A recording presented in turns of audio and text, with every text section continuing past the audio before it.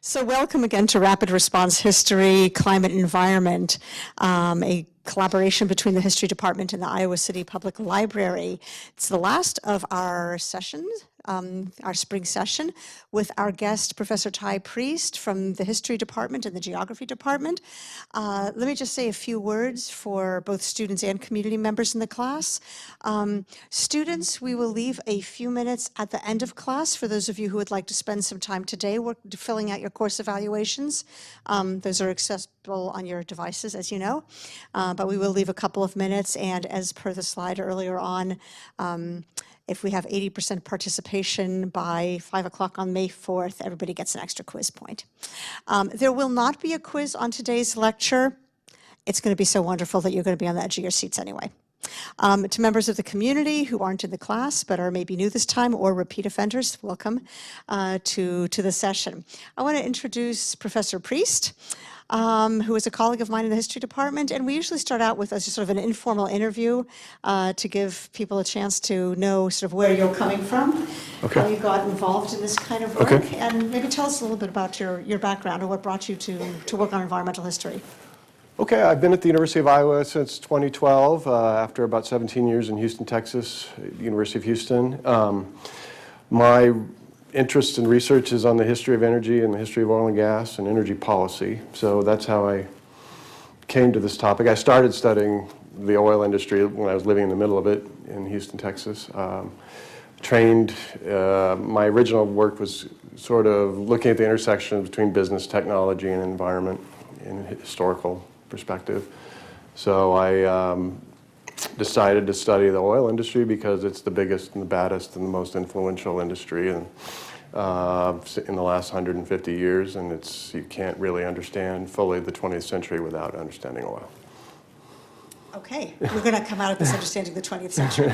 Let me just ask for many of students now, of course, are in the middle of their college careers thinking about future courses they might take, and I always invite our guest speakers to tell a little bit about what you teach in case they're just... Well, I'm on leave in the fall, so I won't be teaching in the fall, but starting next spring, I teach a course that I teach every spring called U.S. Energy Policy in Global Perspective, or in global context, and that is a core requirement for the environmental policy and planning major. If anyone's doing that or thinking about doing that, you'll be in that course.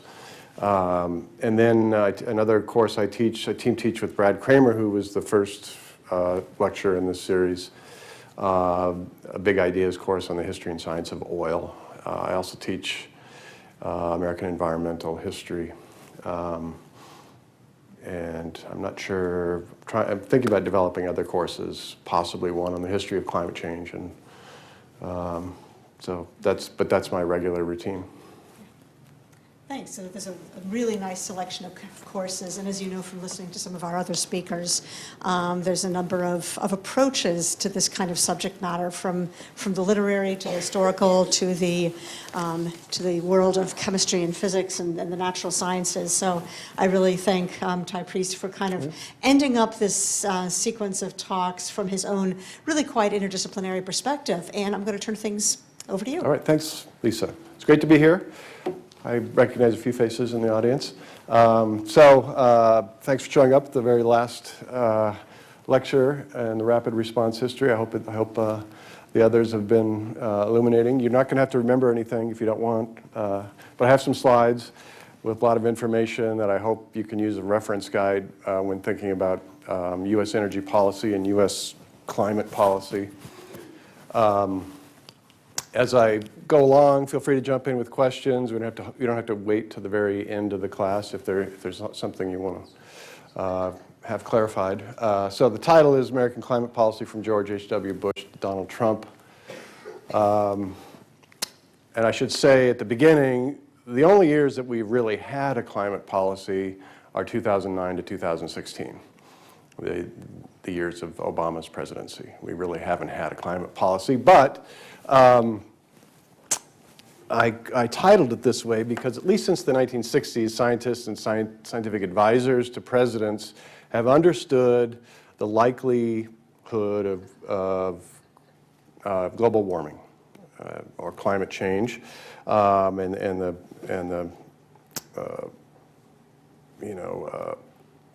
unnerving prospects of that for future generations. But prior to 2009, we didn't have a climate policy, but we had laws and policy precedents, that had the effect of reducing greenhouse gas emissions, or at least providing tools that government could use to address the problem of climate change. Okay, so I'm going to walk through kind of old-fashioned history by presidential administration by presidential administration. We don't usually do that anymore, but presidents are important. Presidential administrations are important. I think we're coming to realize this after, 14 months of the current administration, that things can change pretty quickly, right? So we'll start in, there we go, 1988, okay. And one of the depressing things about teaching history as you get older is that you realize that you've lived through the ancient history that you're talking about, right? Most of you, I'm sure, were not born, were born long after 1988, but I lived through this, so I remember it vividly. And the place really to start is with this dramatic testimony by Dr. James Hansen in the summer of 1988. Does anyone know who James Hansen is? Julia? Can you tell us? I saw him speak a couple months ago, but he came and testified before Congress on the importance of addressing climate change. He's a very famous scientist. Does anyone know where he's from?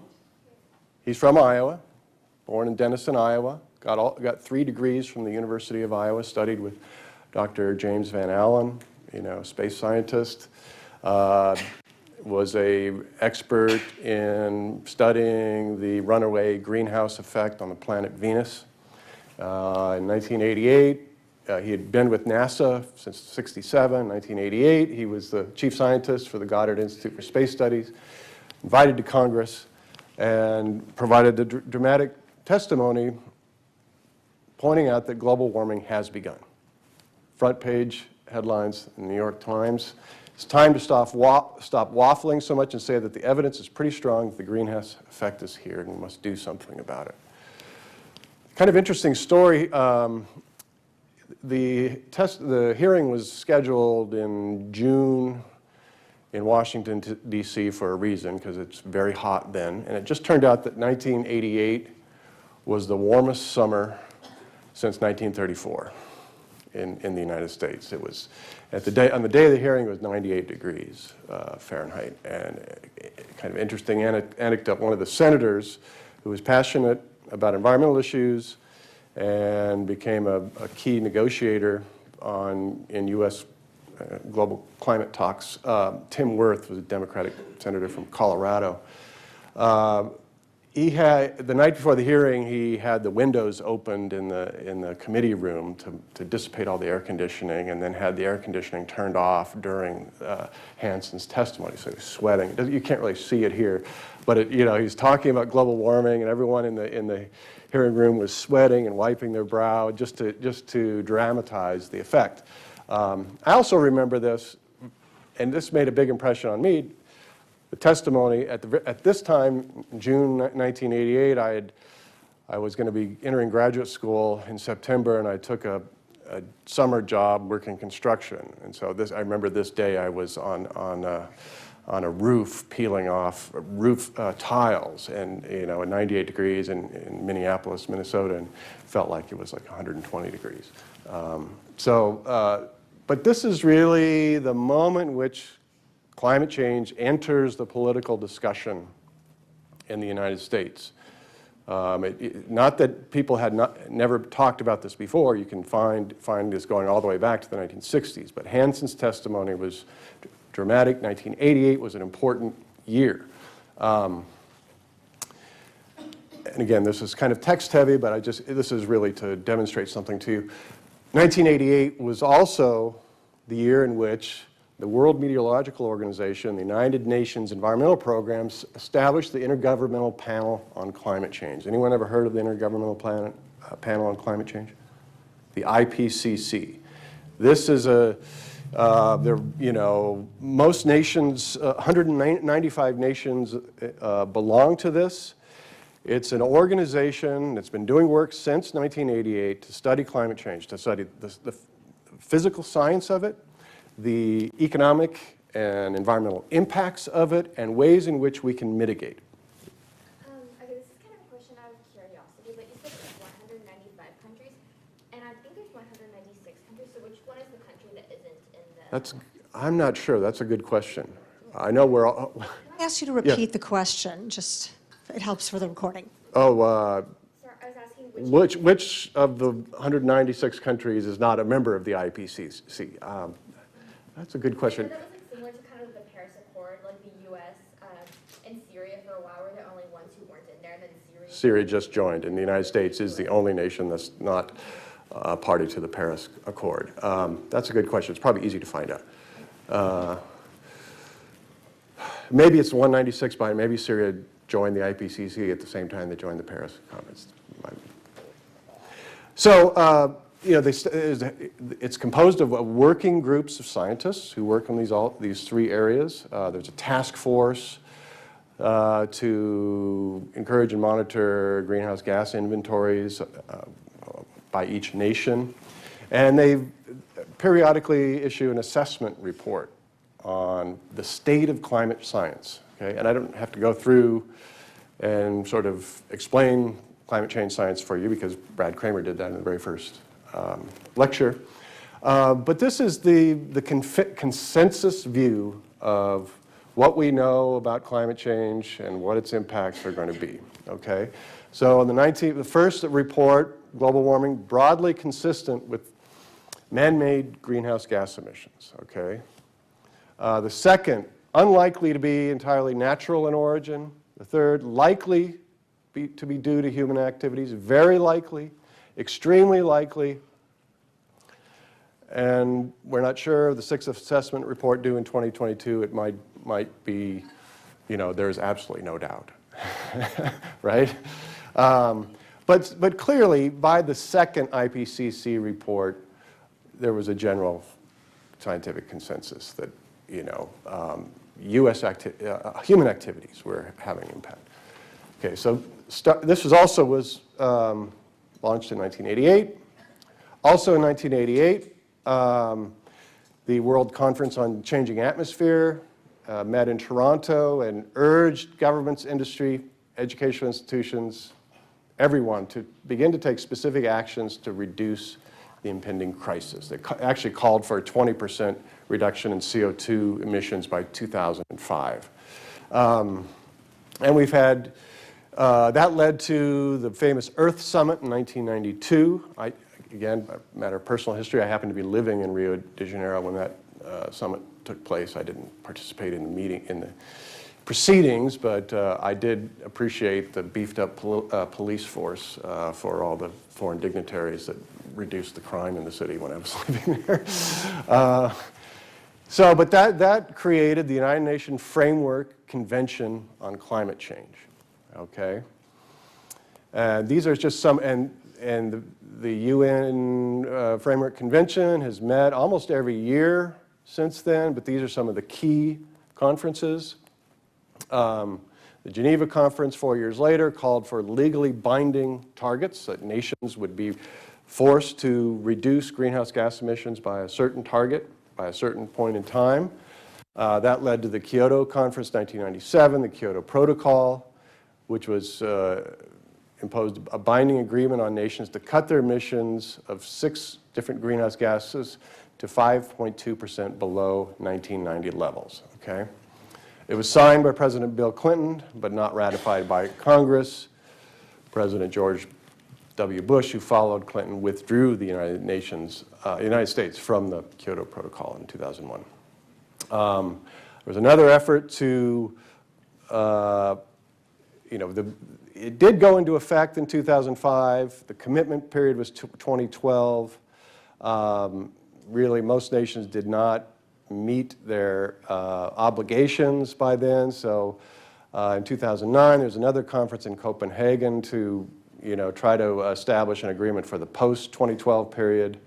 That failed. It was a traumatic failure for people involved in climate negotiations.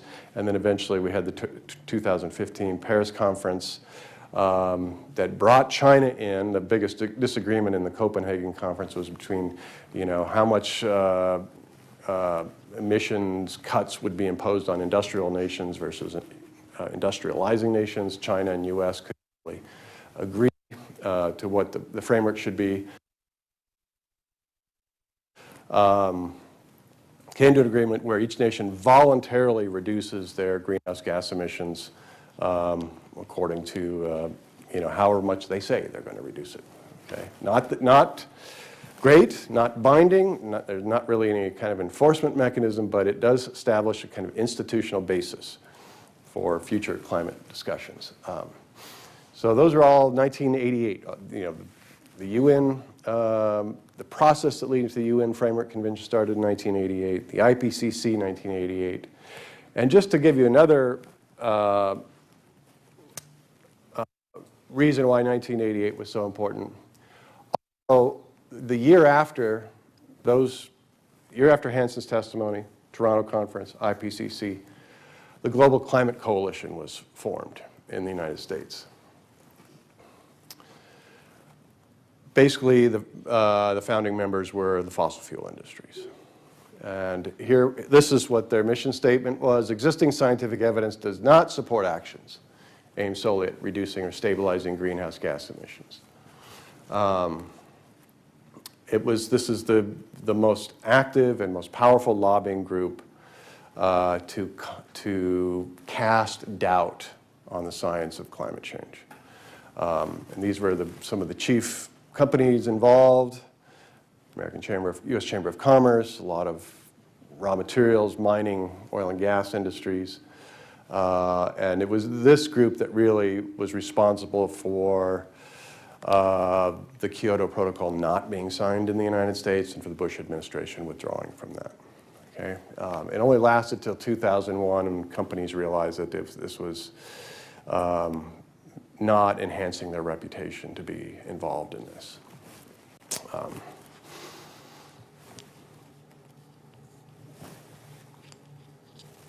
Okay, so just to step back briefly, I want to, the history here that I'm talking about really starts in 1988 when we're looking at the evolution of climate policy, but it's important to go back to the 70s to look at the landmark legislation and some of the policies that laid the groundwork for how the United States would address greenhouse gas emissions in later years. I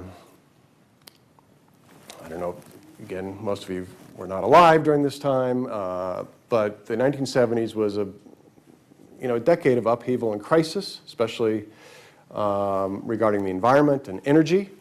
There was been very few environmental regulations or even executive agencies that existed to deal with pollution and the fouling of air, water, and soil in the United States.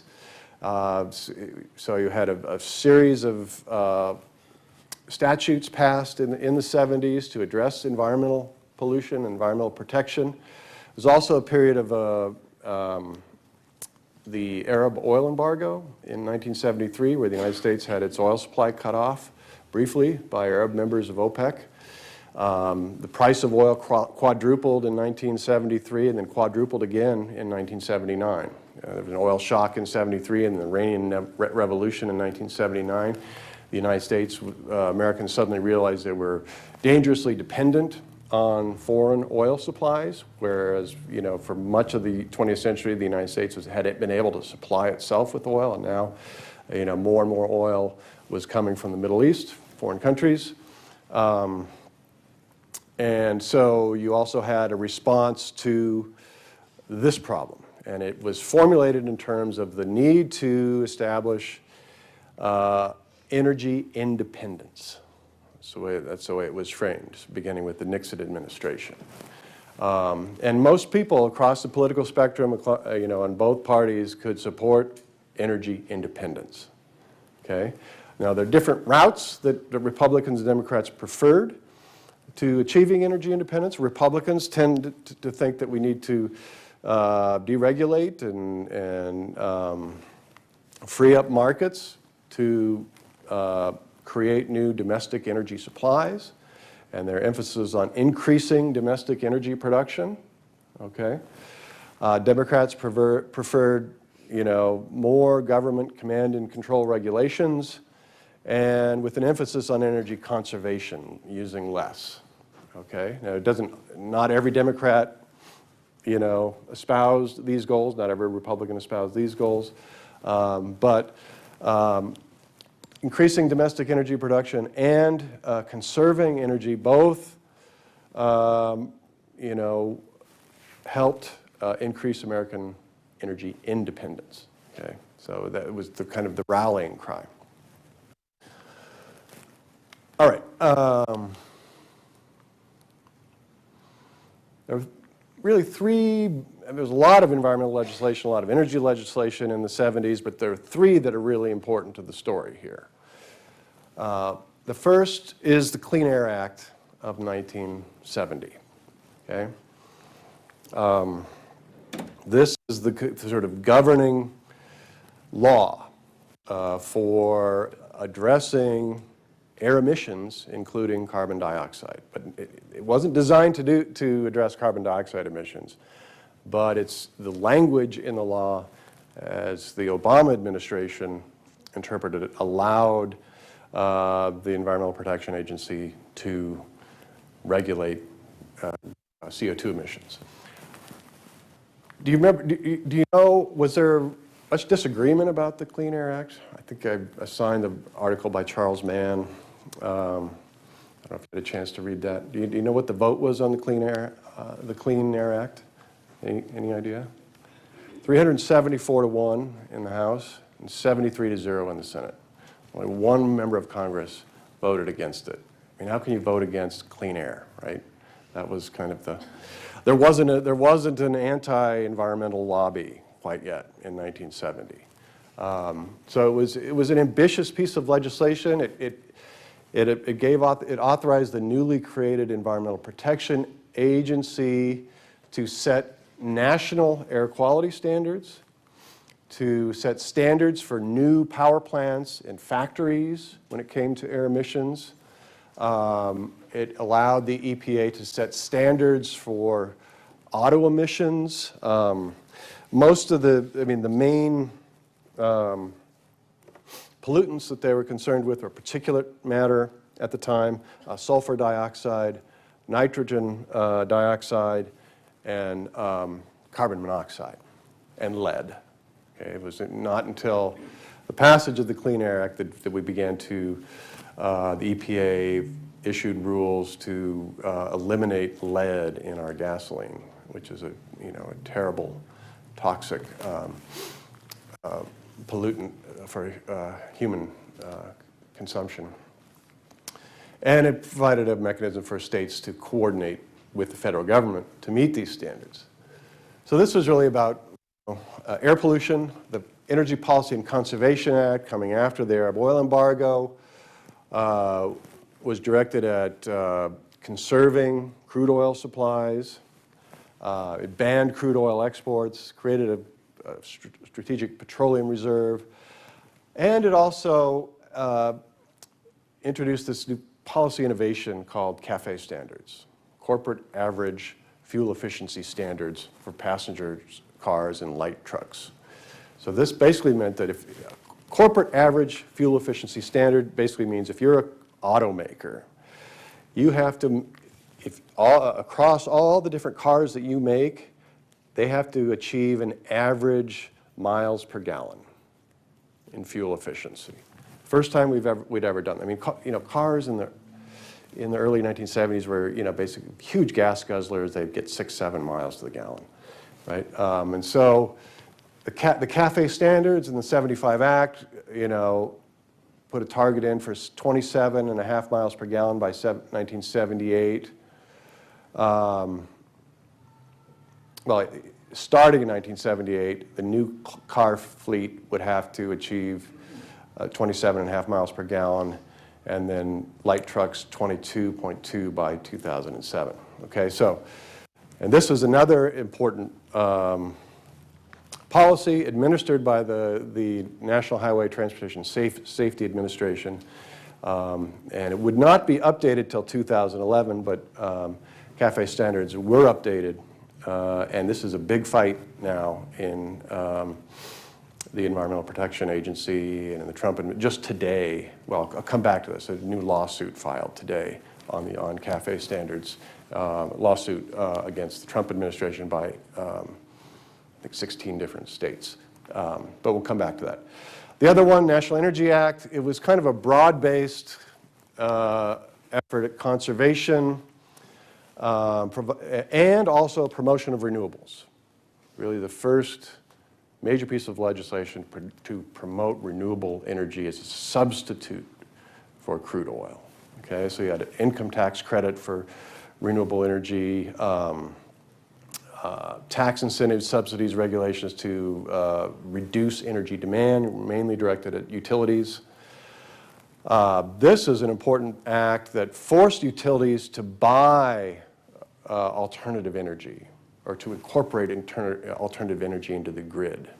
Okay, before that, you know, if you wanted to put up a windmill or solar panel, you can get access to the grid, and this forced utilities to begin incorporating that.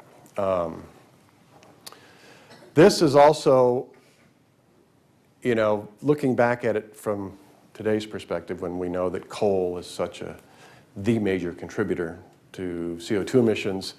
But because of the concern about oil supplies, what this act did was it said that new power plants could not run on oil or natural gas. They had to run on coal or nuclear.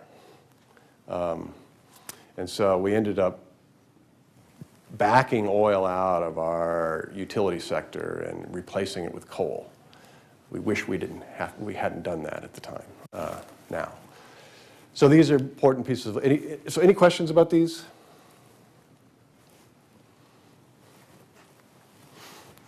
It's passed under President Nixon, passed under President Ford, under President Carter.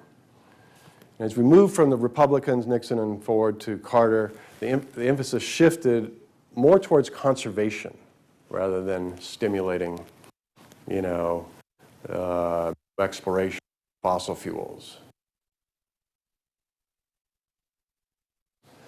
Using less, energy efficiency, created the Department of Energy in 1977, you know, to sort of coordinate all that. And it's pretty remarkable what the achievements were of these efforts. Well, here's a graph of U.S. petroleum consumption over time. We're in about 2016, but this line is basically straight going out here. What's remarkable about this?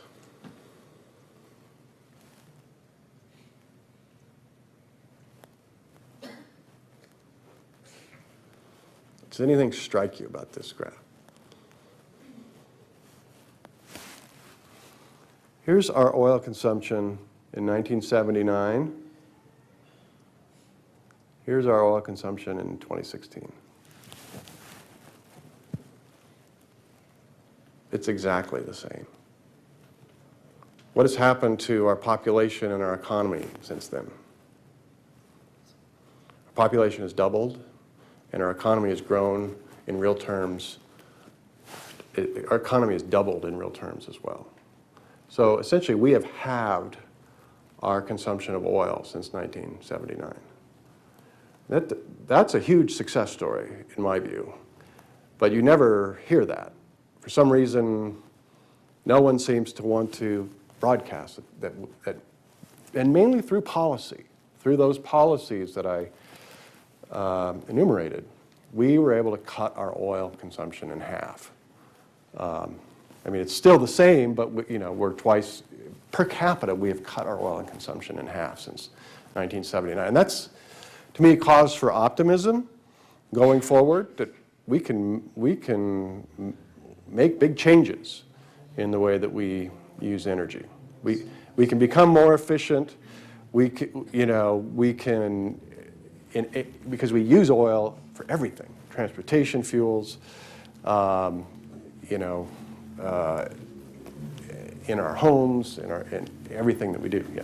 Just going to say also, you know, it was with support from presidents from both parties for the Yes. legislation. Yeah. Nixon. Yeah. I mean, you know, it was a bipartisan effort all the way. Yeah. Bipartisanship, I don't know, was once alive. Let's hope we can foster it again. Okay.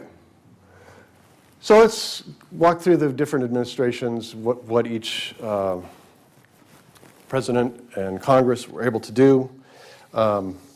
George H.W. Bush, elected in 1988, again, that important year, pledged to be the environmental president.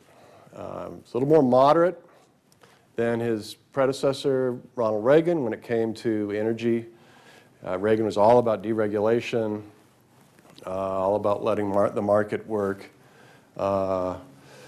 Bush was a Texas oil man, former senator from Texas.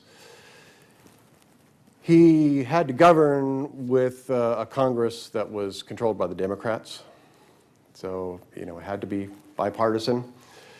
And one of the major pieces of legislation that he signed was in 1990, a couple years after he was elected, the Clean Air Act amendments, which gave the EPA even stronger tools to address air emissions. But the interesting innovation in this act was that it experimented with a cap and trade system to address acid rain. Okay?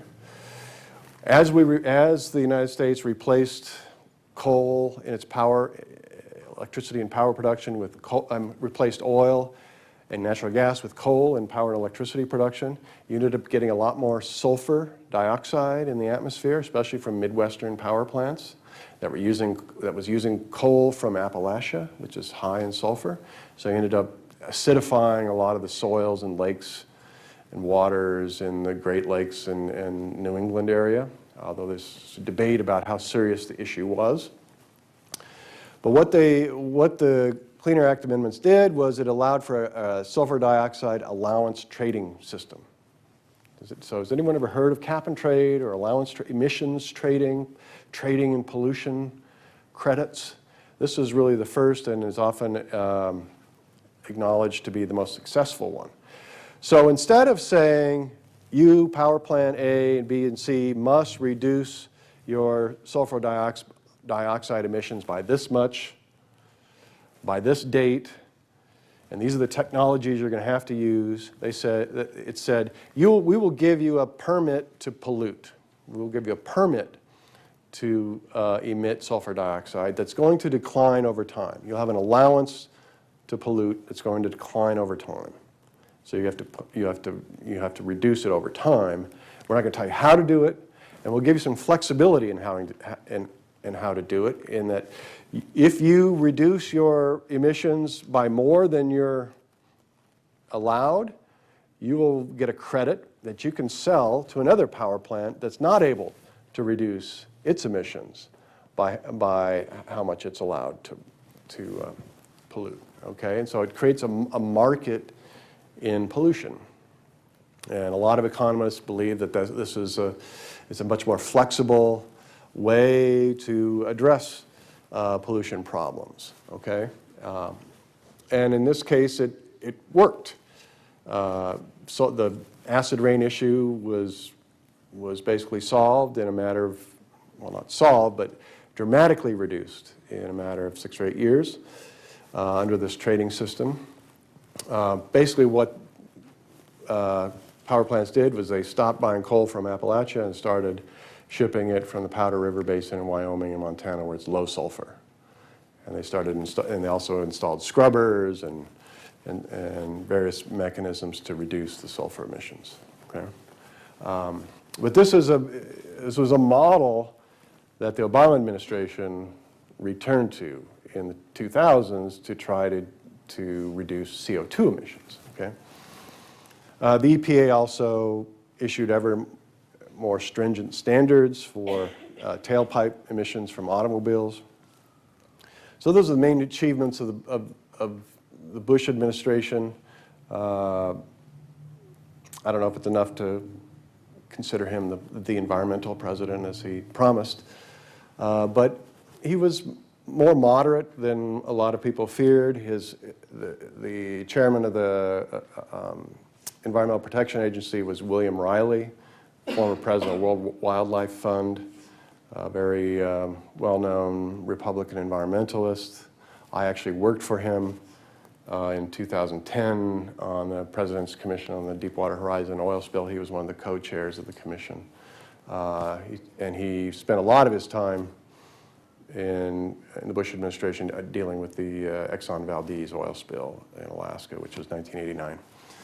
So we move on to Clinton. Whole different tenor, approach than Republican administrations of Reagan and Bush. His running mate, Vice President Al Gore, was a very outspoken environmentalist and very outspoken on the issue of greenhouse gas emissions and global warming, which came out in a book that he published the summer of '92 when they were running for president, Earth in the Balance, Ecology and the Human Spirit. One of the first things that Clinton tried to do after he assumed office was propose a tax on British thermal units, which is an energy unit. It was a tax on the heat content of fuels. And this was something that Al Gore pushed. They thought it would be really popular. You know, a tax to reduce the deficit and reduce pollution at the same time. What's not to like about that, right? And they had a Democratic Congress behind them, Democratic White House, but they realized that it's difficult to sell a tax on anything, especially a tax on very powerful fossil fuel industries in the United States. So it failed, it was very unpopular. I would have to say that there's probably no politician that the fossil fuel industry hates as much as, or hated as much as Al Gore. It was largely a result of this book, BTU tax, and later the documentary that he made, Inconvenient Truth. The Energy Policy Act sort of enacted, not under Clinton, but it was administered and enforced under Clinton, went a long way toward increasing clean energy use. And this was the first time that you had the renewable energy production tax credit.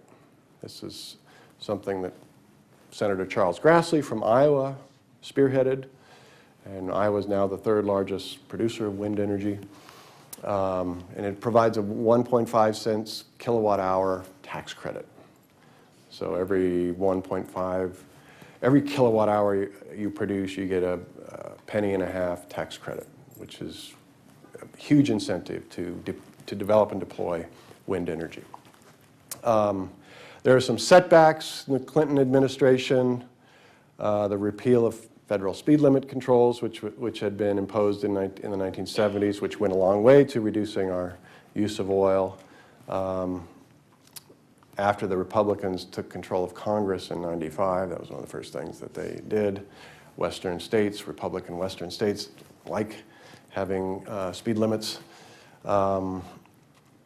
The auto industry found a way around CAFE standards for passenger vehicles. They began putting, passenger cabs basically on light truck chassis and calling them light trucks. So they have to meet a much lower fuel efficiency standard under the CAFE standards.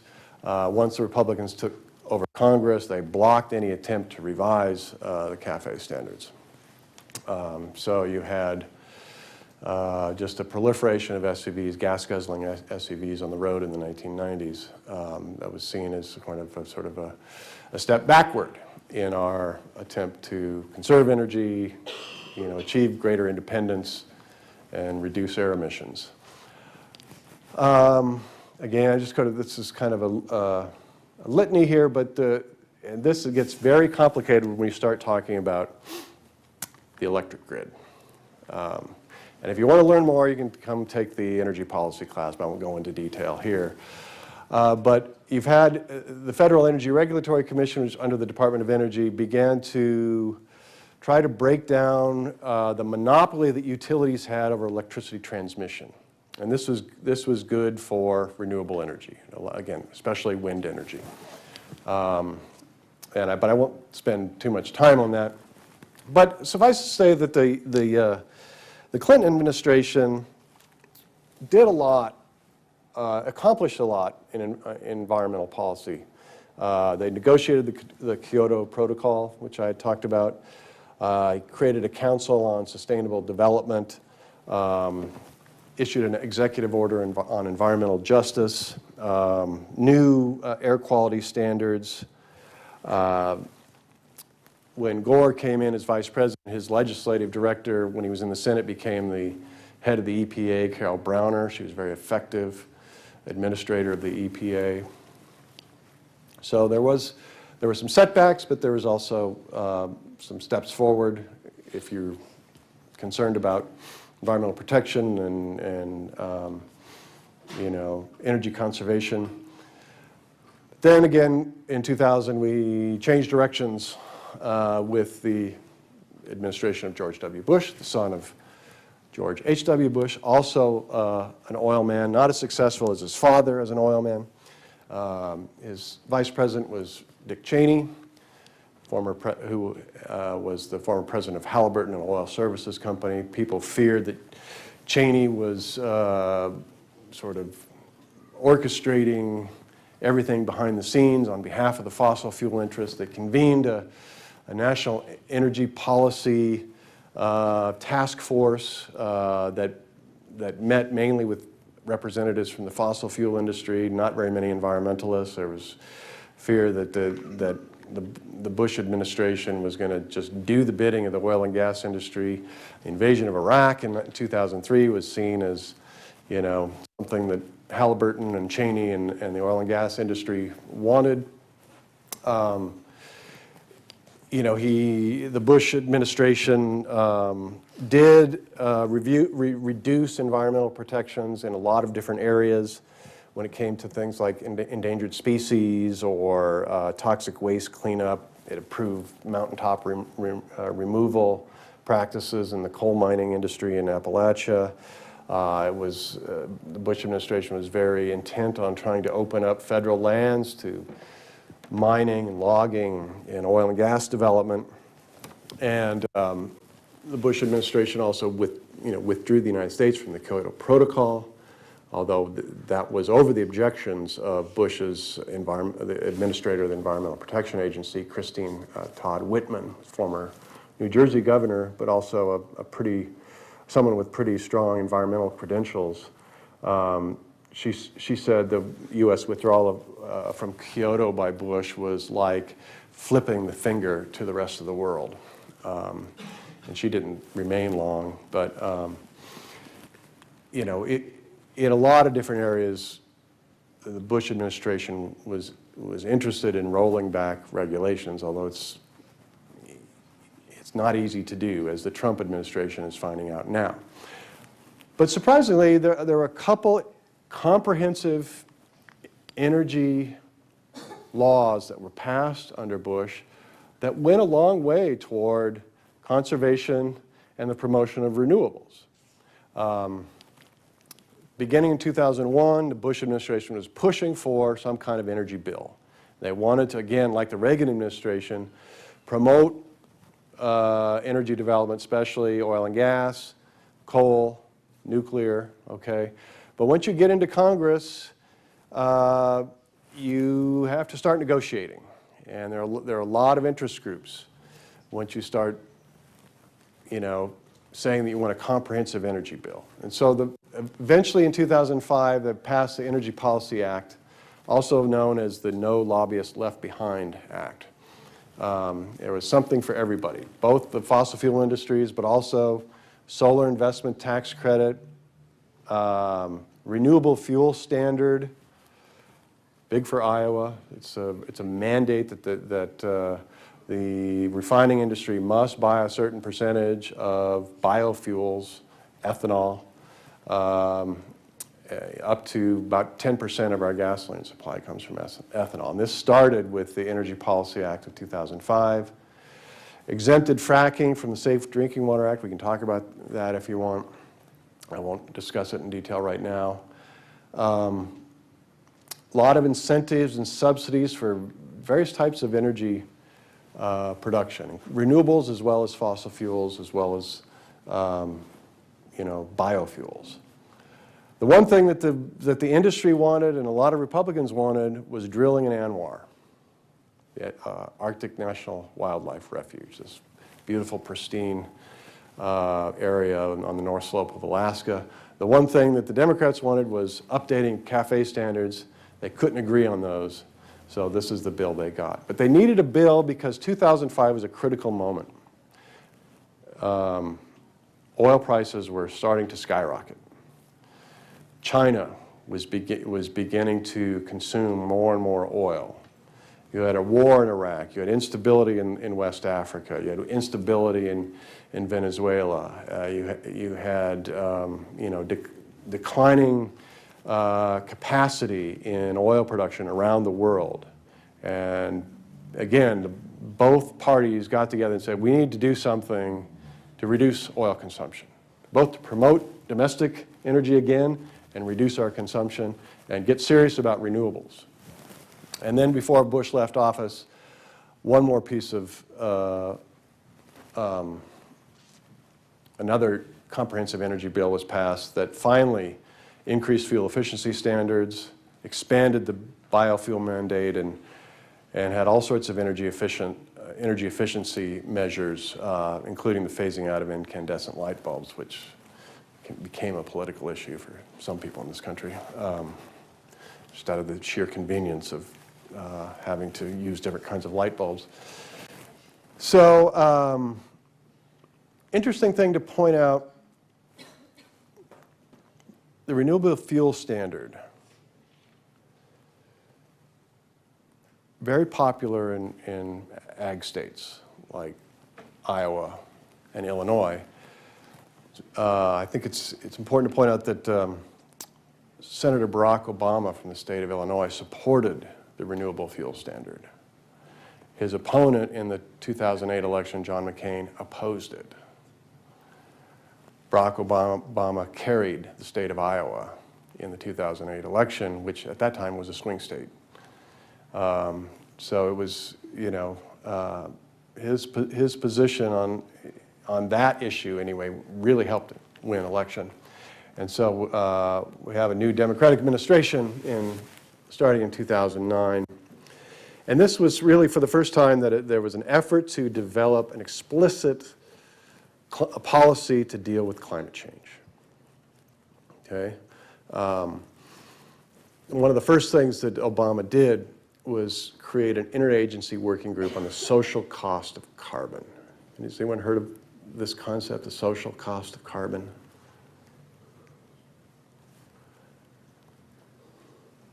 Well, going back to the 80s, starting with Reagan, there was a couple executive orders that said, before a department issues any kind of rule or regulation, it has to do a quantitative analysis of the costs and benefits. Okay, what do they mean, the benefits of this regulation? What do they mean, the cost? If the costs outweigh the benefits, we're not going to do it. The benefits have to outweigh the costs. Okay? And, well, costs and benefits were just, they really didn't include what we call externalities of pollution. The cost of pollution, the cost in human health, the cost in, on biodiversity, the cost on water quality. All these things were not really included in those kind of cost-benefit analyses. And Obama, throughout his administration, said, we are going to start making calculations on what the social cost of carbon is. And our rules are going to be based on that. And that really sort of, that set the stage for all the things that he tried to do in addressing climate change issues. And he went about it pretty aggressively. One of the first things he did, in 2008, there was a big financial crisis, so there was a big stimulus package passed, you know, to make sure we didn't drop into a very steep recession. And the Democrats were able to include, Democrats and some Republicans, a lot of energy tax incentives. The wind energy tax, production tax credit was extended as a result of this. There were all sorts of subsidies for energy conservation and energy efficiency. We have an energy control center here in the facilities organization that monitors all the energy on campus and it basically paid for itself very quickly. But we were able to acquire the money for that energy control center because of this act. Obama tried then in 2009 to push for cap and trade legislation to deal with CO2. Okay, tried to get Congress to pass a bill that would, you know, set up an emissions trading system like we had with sulfur dioxide under the Clean Air Act amendments of 1990 for carbon. There was a bill that was actually passed in the House, but it fell short in the Senate by just a couple votes. The key one was Lindsey Graham from South Carolina. They thought he was going to sign on to the, there's an interesting political story behind that, but, and this was going to be, you know, what Obama was going to bring to the Copenhagen conference in, I think it was September, October of 2009. But it basically failed and, you know, was seen as a major setback in efforts to create a program to address carbon dioxide emissions. But the Obama administration, especially through its EPA, continued to push forward with new initiatives. Two extremely smart, competent, well-respected administrators of the EPA, Lisa Jackson, who served until 2013, and then Gina McCarthy served.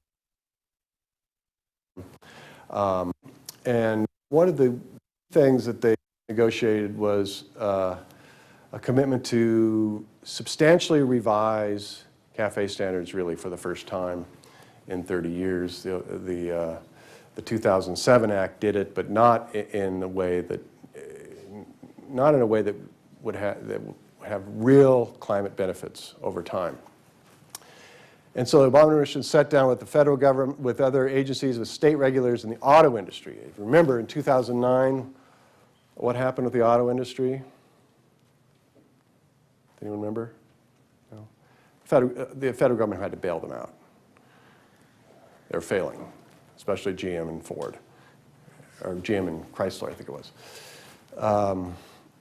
And so they created a national program that combined EPA emissions regulations and fuel efficiency standards. And it's complicated, you know, rulemaking and regulatory process. But the objective was to, by 2025, have an average of all new cars produced by 2025, and get an average of 54.5 miles per gallon. Also basically doubling the fuel efficiencies of new automobiles in the United States. Now, CAFE standard is not the same thing as if you ever purchased a new car. It's not the same thing as the EPA window sticker. So here's the objective for 2025, and it depends on the footprint and whether light trucks or passenger cars. So, but for a small footprint passenger cars, the CAFE standard is going to be 60 miles a gallon.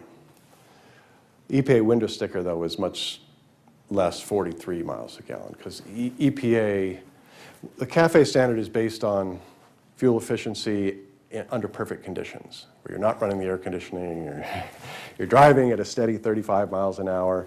The EPA looks at fuel efficiency under real-world testing conditions. We come back to it. But still, it's 43 or 60, huge increase in fuel efficiency standards. The United States, Obama administration also received authority in a landmark Supreme Court decision to regulate carbon dioxide emissions under the Clean Air Act. Okay? The EPA, up until that point, believed it did not have the authority to regulate CO2, regulate carbon. After all, they didn't consider it a pollutant. I mean, after all, it's something that we exhale, right? It's something that it's a naturally occurring gas in the atmosphere. And they found that they didn't think that they could justify regulating CO2 as a pollutant.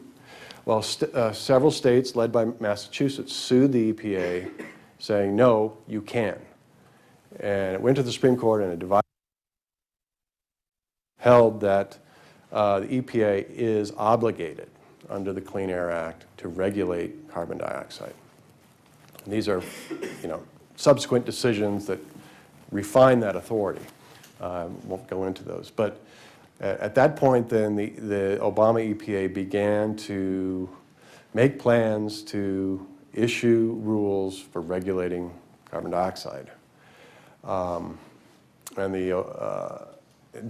beginning in his second term, the Obama White House issued an aggressive climate action plan that had four components to it: deploying clean energy, building a 21st century transportation sector that included, that was the new fuel efficiency standards were a key part of that, but also upgrading in U.S. roads and infrastructure, addressing waste in all forms of energy production, and also reducing other greenhouse gas emissions, mainly methane and hydrofluorocarbons.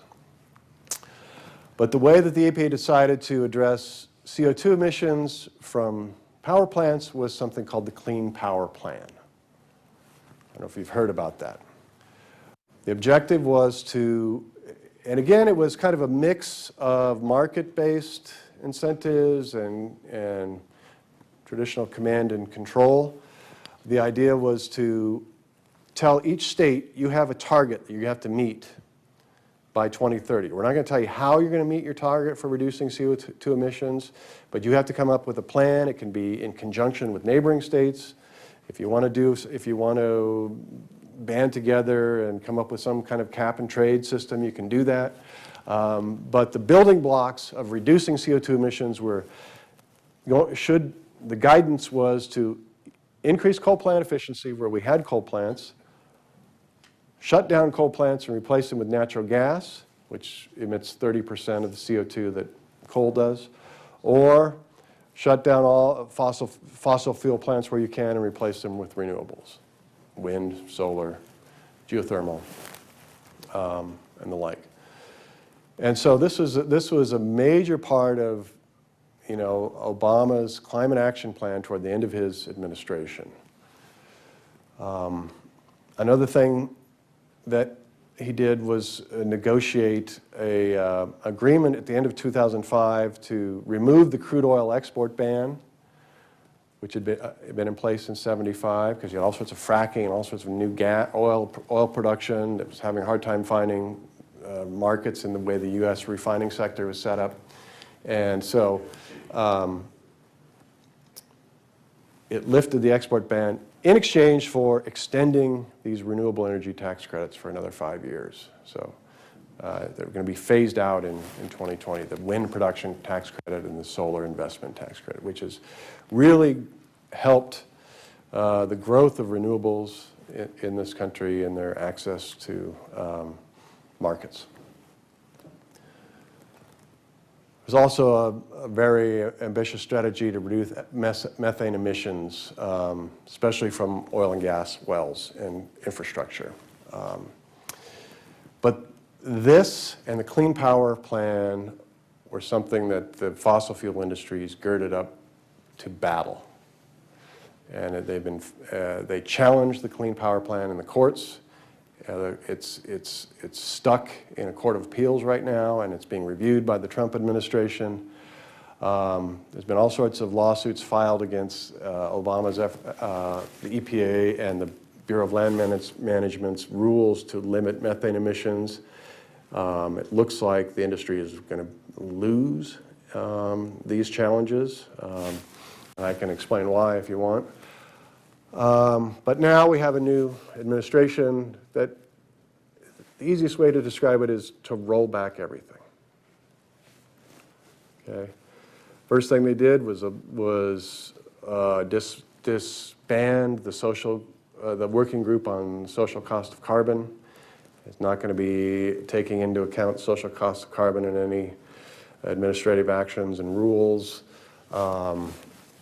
Ordering a review of the Clean Power Plan, lifting moratorium on federal coal leasing, approving things like the Dakota Access Pipeline, the Keystone XL Pipeline, rolling back those rules limiting methane emissions, withdrawing from the Paris Climate Agreement, cutting funding for advanced energy research in the Department of Energy. The Trump budget proposed cutting the EPA by 31%. Trump on the campaign trail said he was going to abolish the EPA. And really all this is being led by the new administrator of the Environmental Protection, the embattled administrator of the Environmental Protection Agency, Scott Pruitt, who's under, I think, 6 different ethics investigations at the moment. So I've talked long enough. I'll stop here, and if you have questions, we can talk about it. Let's go ahead and invite questions.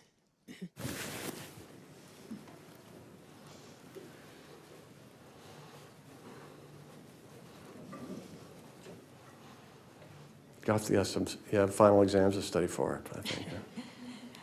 Yeah. Here we go.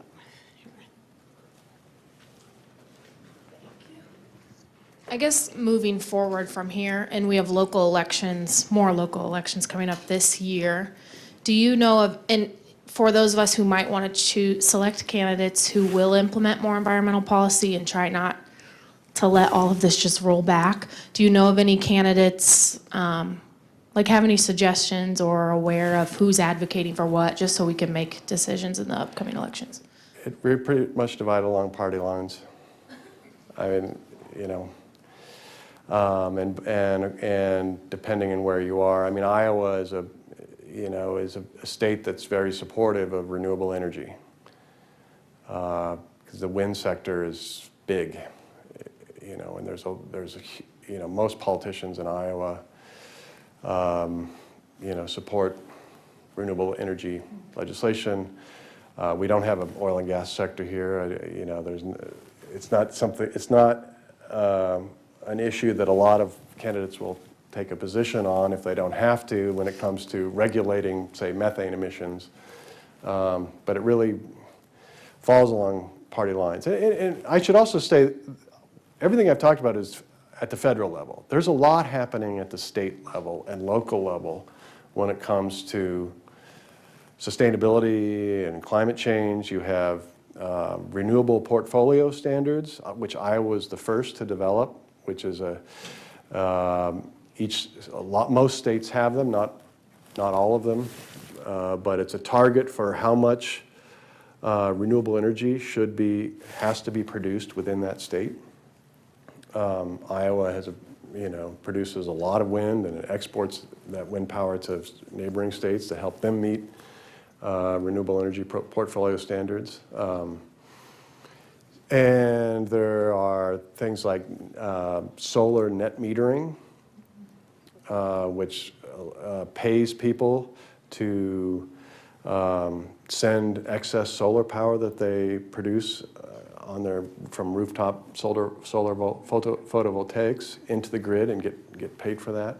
So there are a lot of initiatives happening at the local and state level as well. That, you know, and a lot of states are saying that they're going ahead with their obligations under the Clean Power Plan, whether or not it's implemented. Iowa easily would meet its target under the Clean Power Plan. You know, you have a mayor's conference, you know, climate mayor's conference, you know, states, industries are still pledging to move ahead despite what's happening in Washington.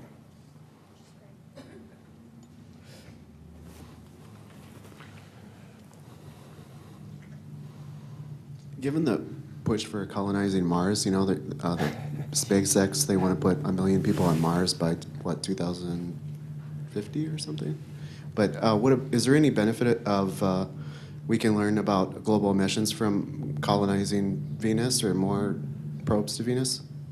Oh, that's not really in my area of expertise, but Venus is a case study of how, what I referred to before as a runaway greenhouse gas effect. And James Hansen, you know, really used what he learned in studying the planet Venus to help him understand how the greenhouse effect works on Earth. It's, you know, we've tried to model the climate. Climate models are not perfect. The climate is probably one of the most complex systems that we can ever try to understand. I don't know how much Brad Kramer went into that in the first lecture. We understand how much carbon is being emitted and how much has been emitted. We know that there is a direct link with increasing global temperatures and CO2 emissions. The uncertainties are what the temperature effect is going to be with a certain, you know, we're currently at over 400 parts per million CO2 in the atmosphere, okay? There's an organization called 350.org, headed by Bill McKibben, thinks that we need to get down to 350 to avoid, you know, catastrophic effects. But there's disagreement about what the temperature effect's going to be and then what the impacts are going to be. You know, the goal really is to try to keep global warming to under 2 degrees centigrade from pre-industrial levels, from around 1800. Since 1800, largely as a result of fossil fuel emissions, we have warmed the global climate on an average of 1 degree centigrade.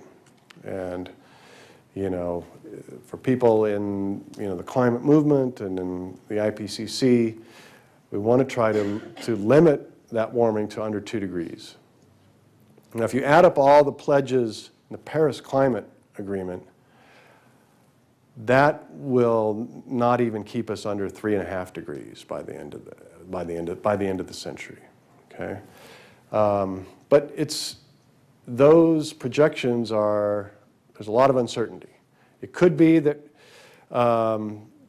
you know, at our given rate of consumption and emissions, we could have anywhere between 2.5 degrees to 8 degrees warming, right? We don't really know because the climate models are not good enough to tell us just yet. And within that degree of warming, we're not sure what the effects are, but we know they're going to be bad.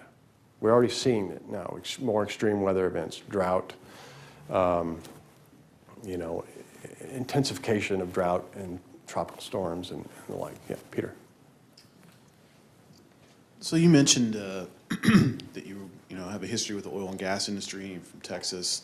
And you mentioned being a part of that, I guess, a group that discussed the Deepwater Horizon disaster. You know, at that time, the oil company was held responsible to clean up that disaster, and that was sort of you know, and same thing with like Exxon Valdez. You know, they made the oil company responsible to clean up the mess. how is it that the oil and gas industry hasn't been made responsible to deal with their emissions in the same way? Well, I mean, the BP and the Deepwater Horizon, there were sort of explicit violations of law, violations of the Clean Water Act, and violations of the Oil Pollution Act of 1990, which was passed after the Exxon Valdez. There were, civil litigation brought against BP. They were required to clean up under the Oil Pollution Act. That way, it was an explicit provision. I don't think there's anything in current law that would require the oil industry to mitigate climate change, although there are groups, including like a group of teenagers in Colorado who have brought a case against the fossil fuel industry, claiming damage.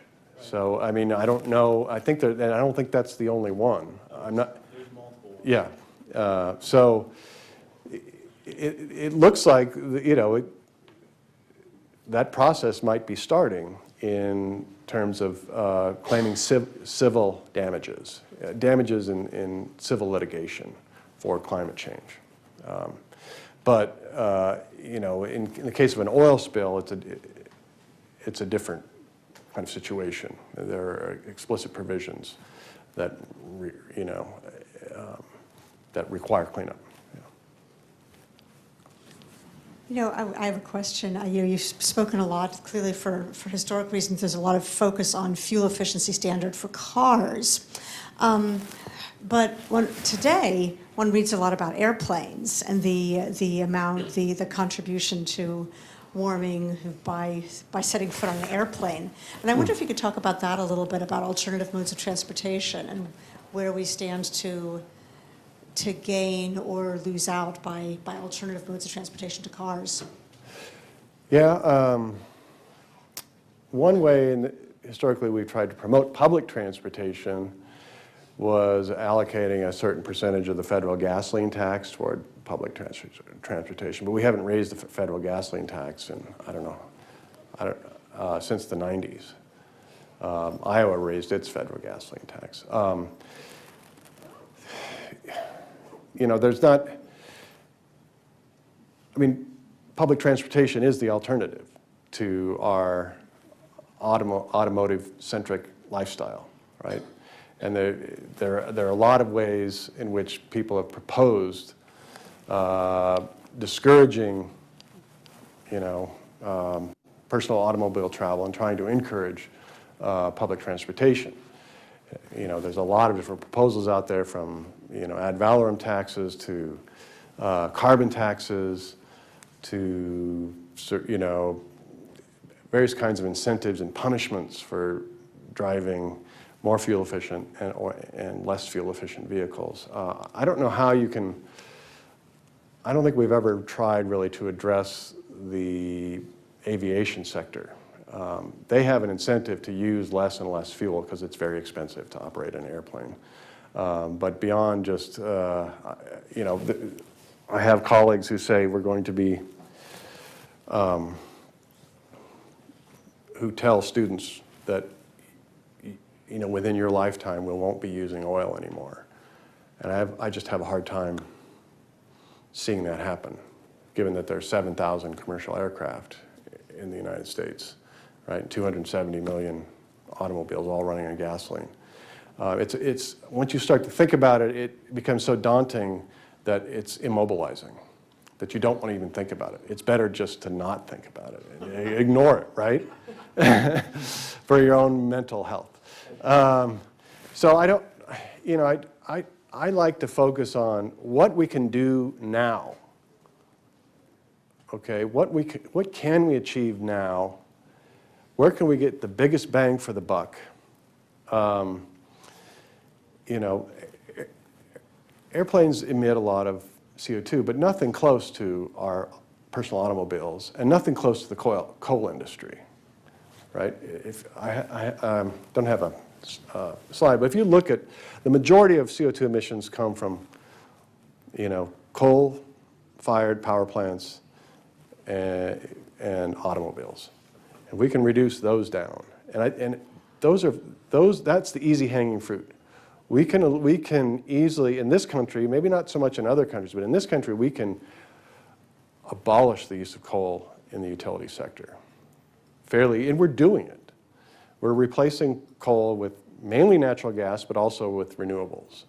And that's the reason why the United States is the United States has cut its CO2 emissions more than any other nation in the world between 2005 and 2017. We've cut our CO2 emissions by 800 million tons a year. We are emitting 800 million tons fewer now than we were in 2005. Largely because of natural gas replacing coal in power production, but also because of more fuel-efficient vehicles. Wind power has grown tremendously, but it still only accounts for about 6% of the electricity sector. I think there's a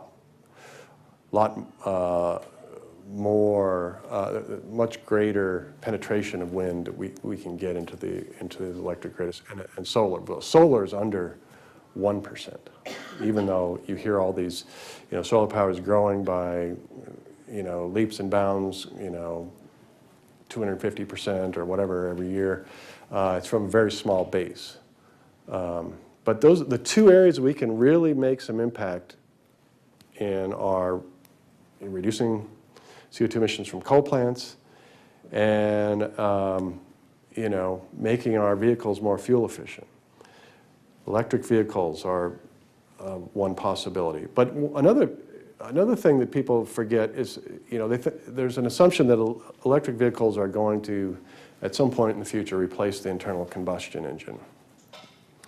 But you also have to understand that the internal combustion engine is being improved radically at the same time, because automakers know that the competition is going to be in electric vehicles. So next year, Mazda, in its Infinity line, is coming out with a car that gets 30% greater fuel efficiency with a new kind of engine called a variable compression engine. And so there's a lot of technological improvements that can be made to the good old-fashioned internal combustion engine that I think it's not hard to imagine producing cars with new engines and hybrid electric motors that will get us over 100 miles a gallon in the not too distant future. And if we can get cars that can get that kind of mileage, we've taken a huge bite out of our CO2 emissions. Yeah.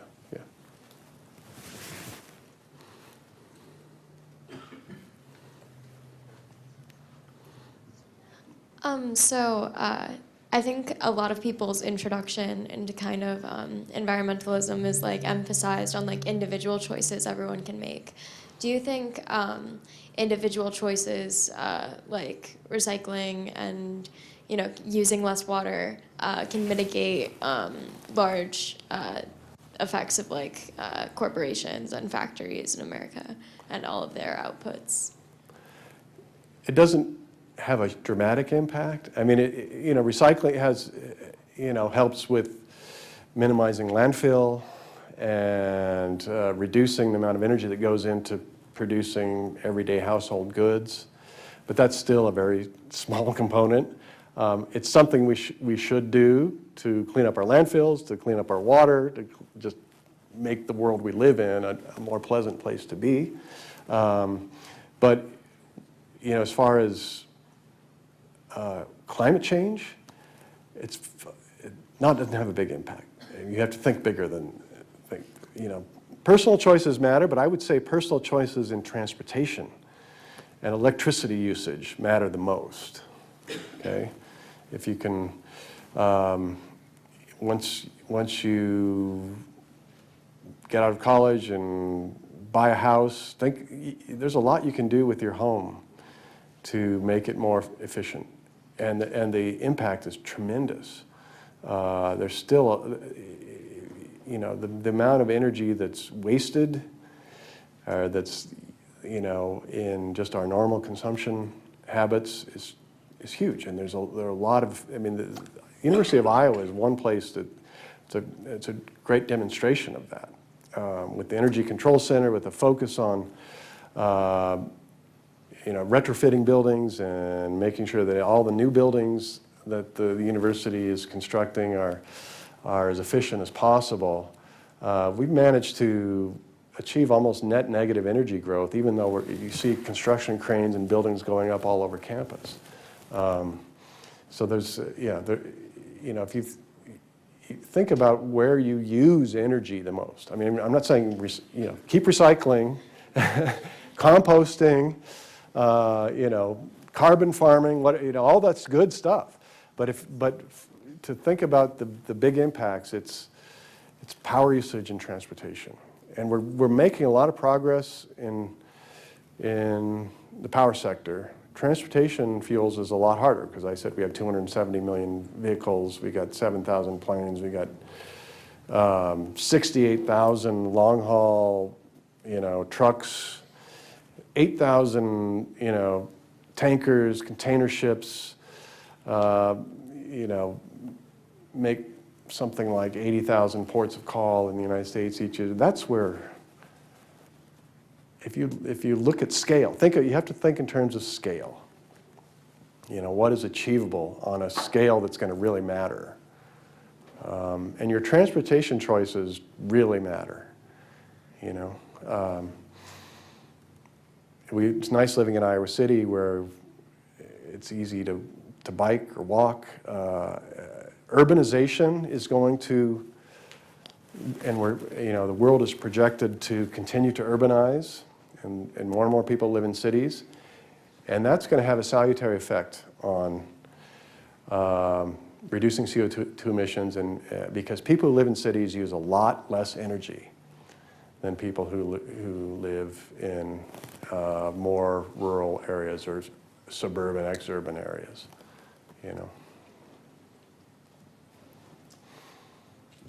Well, I appreciate these questions, and I appreciate ending the series on a kind of a practical note, right? Prompted by some of these questions about how we behave, what kinds of policies we might be looking for, where you expect to see the most possible impact in the foreseeable future. So I want to thank you very much. I promised students that would have a few minutes to do course evaluations if you'd like to stay for that. But let me ask us all to thank Professor Priest for his talk. Thanks a lot.